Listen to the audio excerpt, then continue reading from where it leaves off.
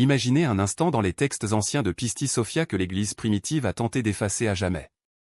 3 jours après la résurrection, Jésus retrouve ses disciples.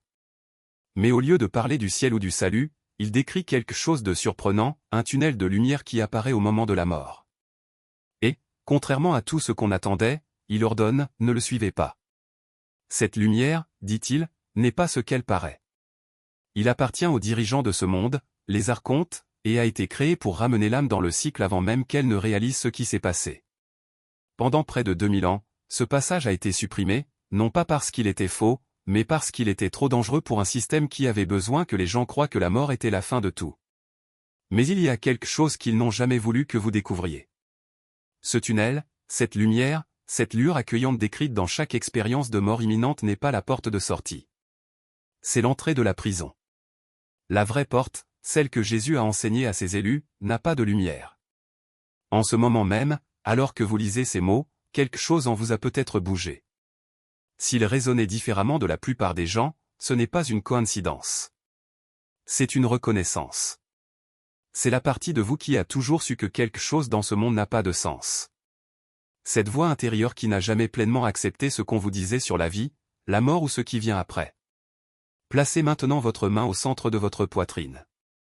Sentez les battements de votre cœur sous votre paume. Ce rythme n'est pas seulement biologique. C'est le pouls d'une étincelle divine que la plupart des êtres humains sur cette planète ne portent pas. Si vous faites partie des élus qui lisent ceci, n'attendez pas, reconnaissez-le maintenant, car ce que vous découvrirez ici, ce sont 3 composants ancestraux, 7 signes d'identification et un protocole de sortie que Jésus a enseigné en secret et que l'Église a brûlé toutes les copies qu'elle a pu trouver. Ce soir, vous aurez accès à des connaissances avec lesquelles moins de 1% de l'humanité a été en contact. Non pas parce que c'est quelque chose de nouveau, mais parce que toutes les institutions de ce monde ont travaillé pour vous le cacher. Ce que vous êtes sur le point de comprendre changera à jamais votre façon de voir la mort. Et une fois que vous l'avez vu, vous ne pouvez plus revenir en arrière. Vous avez passé toute votre vie à avoir le sentiment de ne pas avoir votre place ici. Pas d'une manière triste ou brisée, mais comme si vous aviez été plongé dans un jeu dont tout le monde semble comprendre les règles sauf vous. Les gens autour de vous poursuivent des choses qui vous semblent vides. Ils acceptent des réponses que leur âme a toujours rejetées. Ils mènent une existence qui vous empêche de dormir à 3 heures du matin, à regarder le plafond et à poser des questions que personne autour d'eux ne pose. Ce n'est pas un trouble, ce n'est pas une dépression. C'est votre éveil pneumatique de la nature. Vous êtes ce que les anciens textes gnostiques appellent un élu, un porteur de l'étincelle divine, un fragment de la monade vivant dans un corps qui n'a jamais été destiné à la contenir. La raison pour laquelle ce monde vous semble toujours étrange est simple, vous n'êtes pas d'ici. Au fond, je l'ai toujours su. Mais voici le danger, le système qui gouverne ce monde, celui que les maîtres gnostiques ont tracé il y a 2000 ans, c'est qui vous êtes et a un plan pour vous. Pas seulement de votre vivant, mais surtout à votre mort. Selon les textes gnostiques, l'univers que vous voyez n'a pas été créé par le vrai Dieu. Il a été construit par un être inférieur, le démiurge, un architecte aveugle qui a érigé une prison matérielle et convaincu tout le monde à l'intérieur qu'il était le créateur suprême. Le démiurge n'est pas mauvais au sens où nous l'imaginons. Il est ignorant. Vous croyez sincèrement que vous êtes Dieu parce que vous ne pouvez rien percevoir au-dessus de vous, et cette ignorance est ce qui vous rend si dangereux. En dessous du démiurge, les archontes agissent. Considérez-les comme les gardiens de cette prison. Ils ne portent pas d'uniforme et ne portent pas d'armes. Ils fonctionnent à une fréquence que vos sens physiques ne peuvent pas détecter. Ils travaillent par implantation de pensée, manipulation émotionnelle et construction de systèmes conçus pour vous permettre de produire ce dont ils ont besoin pour survivre, de l'énergie basse fréquence, peur, confusion, désespoir, tristesse, colère. Chaque fois que vous plongez dans l'un de ces états, vous les nourrissez. Chaque fois que l'humanité entre dans une panique collective, elle se régale. Et c'est là qu'intervient le piège mortel. Les archontes n'ont pas construit une prison juste pour votre vie. Ils ont construit une prison pour sa mort. La Pistis Sophia, l'évangile de Philippe, l'apocryphe de Jean, tous ces textes décrivent le même mécanisme. Lorsque votre corps meurt, votre conscience se détache. À ce moment-là, vous êtes accueilli par quelque chose qui ressemble à un tunnel de lumière. C'est accueillant, aimant, on se sent comme à la maison. Certains voient des parents décédés, d'autres entendent de la musique céleste, d'autres ressentent la présence d'un amour débordant. Et tout cela n'est que pure ingénierie. Respirez profondément maintenant. Retenez l'air pendant 3 secondes. Relâchez lentement. Sentez vos épaules se détendre. Ce que vous entendez n'est pas une spéculation. C'est un enseignement cohérent dans plusieurs textes gnostiques que l'Église primitive a identifié comme l'idée la plus dangereuse pour l'ensemble de son système de contrôle. Pensez-y du point de vue des archontes. Vous avez construit une ferme et votre bétail est constitué d'âmes humaines. Ils produisent de l'énergie par la souffrance, par la confusion, par la séparation de leur véritable origine. Mais il y a un problème, le corps ne dure que 70, 80, peut-être 90 ans. Alors l'âme s'échappe. Si elle découvre d'où elle vient réellement et se reconnecte à la monade, vous perdez cette source d'énergie pour toujours. Je terminais. Alors que faire? Construisez un réseau. Un filet magnifique et irrésistible qui capture chaque âme au moment de sa sortie et la recycle dans un nouveau corps, sans aucun souvenir de ce qu'elle a appris auparavant. Une nouvelle vie de nourriture, un nouveau cycle d'oubli, une nouvelle existence à la recherche de quelque chose que vous ne trouverez jamais, car la recherche elle-même fait partie du projet. Ce réseau est la lumière. C'est pourquoi l'Église a brûlé ces textes. Non pas parce qu'il s'agissait d'hérésies dénuées de sens. On ne passe pas des siècles à chasser et à détruire quelque chose qui n'a aucune valeur. Ignorez ce qui n'a pas d'importance. Détruisez ce qui fonctionne. Cela détruit ce qui menace toute la structure. Et cet enseignement est l'idée selon laquelle la mort elle-même était une arme, que l'au-delà fait partie du système de contrôle constitué la plus grande menace pour toutes les institutions religieuses qui profitent du fait de vous dire ce qui se passe lorsque vous mourrez. Le Concile de Nicée, en 325, ne se contenta pas de décider quel livre entrerait dans la Bible. Décidez à quelle réalité vous seriez autorisé à croire. Constantin ne se souciait pas de la théologie. Il se souciait du contrôle. Et un enseignement qui disait aux individus qu'ils pouvaient échapper au piège constituait une menace directe pour le pouvoir établi. Conscience. Je suis le chemin, la vérité et la sortie. Répétez ces mots jusqu'à ce qu'ils cessent d'être une déclaration et deviennent un fait. Ce n'est pas un plaidoyer, c'est une proclamation. Vous ne demandez pas la permission d'exister au-delà de ce corps, vous annoncez que vous existez déjà. À chaque répétition, sentez l'énergie s'accumuler entre vos sourcils, comme si une porte invisible s'y ouvrait. C'est la signature vibratoire de l'autorité. Les archontes ne peuvent pas toucher à ce qui est déclaré souverain. 4e étape, la commande. Maintenant, amenez vos mains au centre de votre poitrine, en entrelaçant vos doigts sur votre sternum. Respirez profondément et, en expirant, prononcez la phrase finale, je retourne à la source. Il n'y a pas de retour. Il n'y a pas de peur. Il n'y a pas de piège. Répétez cela 3 fois, d'une voix ferme, comme si vous signiez un contrat avec l'univers. La 3e fois, vous ressentirez une légère pression sur le dessus de votre tête, comme si un brin de lumière était tiré vers le haut. C'est le signe que votre colonne de lumière a été activée. Ce n'est pas une métaphore.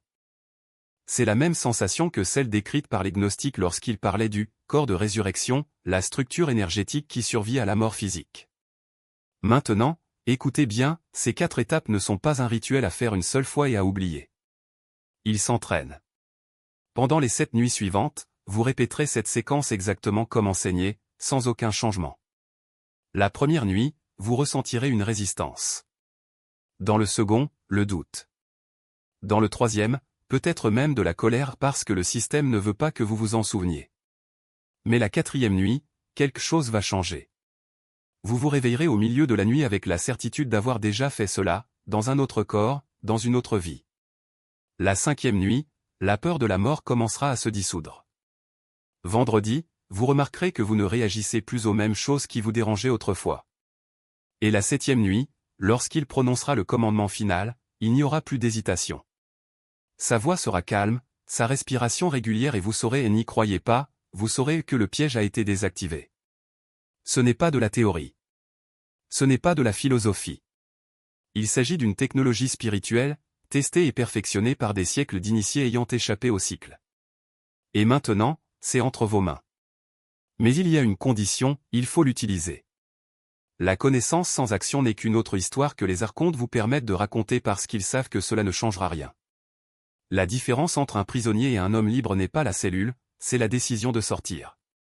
Vous avez déjà reconnu la vérité. Il a déjà déclaré son autorité. Il ne vous reste plus qu'une étape, faites comme si vous étiez déjà libre. Le moment venu et il viendra, que ce soit aujourd'hui, demain ou dans des décennies, vous ne serez pas seul. La colonne de lumière que vous avez activée ce soir sera là, palpitant en vous, comme une balise. Et lorsque les archontes tenteront de vous attirer avec leur fausse lumière, lorsqu'ils murmureront que vous leur appartenez, vous n'aurez pas besoin de vous battre. N'oubliez pas d'éclairer simplement. Et puis, comme les maîtres gnostiques avant vous, vous franchirez la porte sans vous retourner. Mais avant de terminer, j'ai besoin que vous compreniez une chose, ce n'est pas une invitation à me croire. Il ne s'agit pas d'une demande de suivre un gourou ou une doctrine. C'est un appel à se souvenir de ce que vous savez déjà. Si ces mots ont résonné en vous, c'est parce que quelque chose en vous les a reconnus. Et si vous les avez rejetés, c'est parce que quelque chose en vous est encore coincé dans la peur. Ce n'est pas non plus une erreur. Juste un signe de l'endroit où vous vous trouvez sur le chemin. Maintenant, respirez profondément. Regardez autour de vous.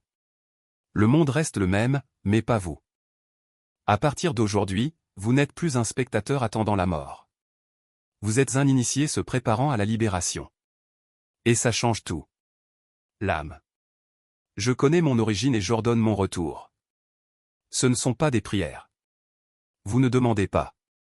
C'est révélateur de l'architecture de cette prison que vous la voyez telle qu'elle est. Et dès que vous le voyez, il perd sa juridiction sur vous. C'est ainsi que fonctionne la fréquence. La conscience dissout l'autorité. Les archontes ne peuvent pas gouverner ceux qui les perçoivent. 4e étape, le saut. Placez les 2 mains sur votre cœur. Fermez les yeux. Respirez profondément et retenez votre souffle. Ce faisant, visualisez une colonne d'obscurité pure s'élevant du centre de votre poitrine, traversant le sommet de votre tête et s'étendant à l'infini vers le haut. Ce n'est pas léger. Obscurité. Monade n'est pas légère dans la manière dont on lui a enseigné. La monade est la conscience qui existait avant la création de la lumière. C'est l'obscurité enceinte, le potentiel infini. Lorsque vous consultez cette colonne, vous construisez votre couloir de sortie. Expirez lentement et dites un dernier mot, maison. C'est ton saut. Faites cela pendant 7 nuits consécutives. N'en sautez aucun. Les 3 premiers sont la préparation. Votre fréquence se calibre elle-même. Le 4e soir, quelque chose change. Les élus qui pratiquent rapportent une soudaine clarté, comme si un brouillard dont ils ignoraient même l'existence s'était dissipé. La 7e nuit, la chaîne devient permanente. Il ne ferme plus. Il s'intègre dans votre architecture énergétique pour le reste de votre vie et s'active automatiquement au moment de la mort.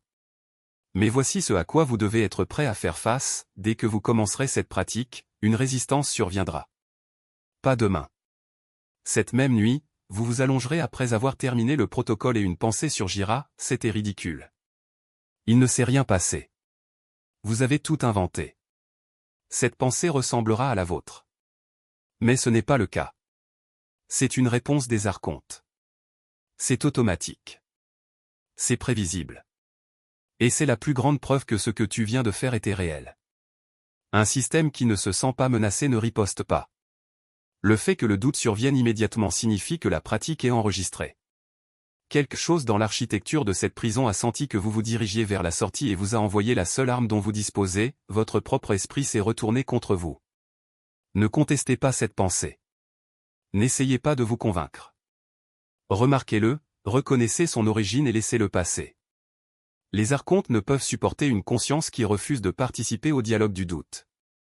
Le non-engagement est le 5e élément silencieux. C'est ce qui différencie les élus des autres. Ce n'est pas une connaissance. C'est la discipline de le maintenir. Maintenant, laissez-moi vous dire ce qui se passe lorsque cela s'active. Au cours des 3 premières nuits, vos rêves changent. Ils deviennent plus clairs, plus vivants. Certains d'entre vous recevront dans leur sommeil des enseignements qu'ils ne pourront pas expliquer au réveil. La 4e nuit, votre perception de l'éveil change. Les couleurs semblent plus saturées. Les sons ont une texture différente. Vous commencerez à ressentir l'énergie des environnements avant même d'y entrer. Les gens réagiront différemment à votre égard. Certains se rapprocheront. D'autres s'en iront sans savoir pourquoi. La 7e nuit, vous ressentirez dans votre poitrine un calme jamais atteint auparavant. Ce n'est pas vide. C'est la plénitude. La plénitude de quelque chose qui se souvient enfin d'où il vient. Vous portez désormais ce que l'Église a passé 17 siècles à essayer de détruire. 3 composants. Un protocole de sortie. La vraie porte. Aujourd'hui. Pas demain. Pas la semaine prochaine. Aujourd'hui, vous commencez. Commentez les mots, la porte est ouverte maintenant, afin que toutes les personnes choisies dans ces commentaires sachent qu'elles ne sont pas seules. Abonnez-vous à cette chaîne, car la suite va plus loin que ce que vous avez entendu aujourd'hui. Et appuyez sur le bouton j'aime pour que cet enseignement atteigne chaque âme pneumatique que l'algorithme essaie de le cacher. Faites les 3 choses maintenant. La lumière après la mort est un piège, mais vous n'êtes plus une âme qui suit la lumière. Vous êtes une âme qui se souvient que vous en êtes la source. Et la source n'a pas besoin de port. Elle traverse les murs.